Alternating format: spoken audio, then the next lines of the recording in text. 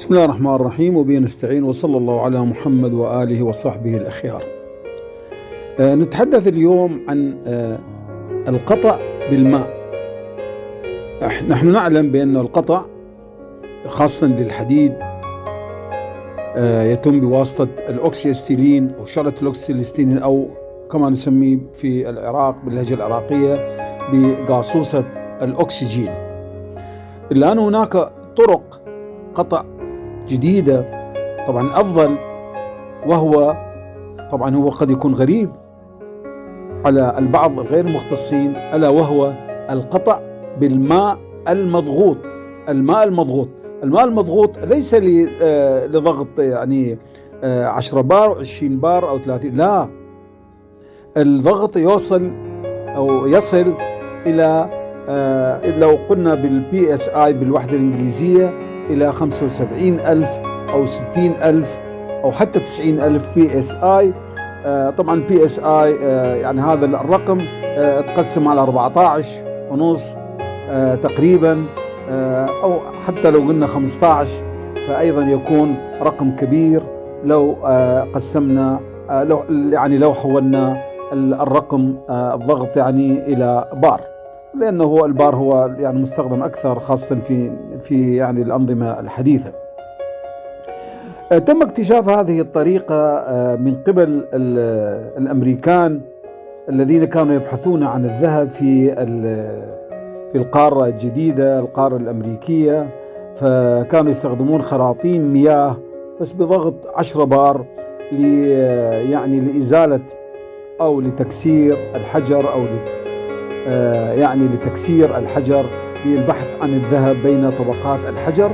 فكان الماء يعني له قابلية كبيرة في هذا المجال، في مجال البحث عن الذهب. فطبيعة البشر أنه دائما يبحث نحو الأكثر، نحو الأفضل، نحو الأقوى، فقالوا لماذا لا نزيد الضغط إلى أكثر؟ فعندما زادوا الضغط أكثر وأكثر وجدوا بأنه الماء يقطع الحجر ويزيل طبقات الحجر عن مكامن الذهب. وهكذا تطور العمل كما تطور غيره من العلوم في مجال اللحام، في مجالات أخرى، إلى استخدام الماء في قطع الحديد. أن هناك مقطع يتم قطع سندان الحداد المصنوع من الصلب، من الفولاذ أو الصلب عالي الصلادة، يتم قطعه بواسطة الماء.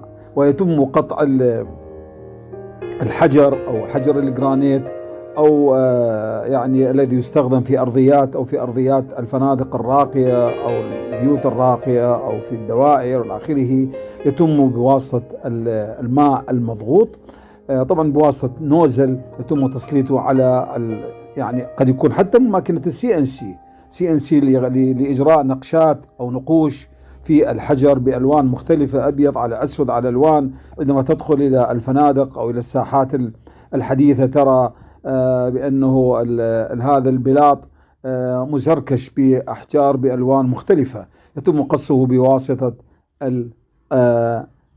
الماء المضغوط. ولكن هناك جانب مهم جدا أكثر أهمية مما تطرقنا إليه، ألا وهو الفولاذ الذي يستخدم في صناعة أو في بناء الغواصات.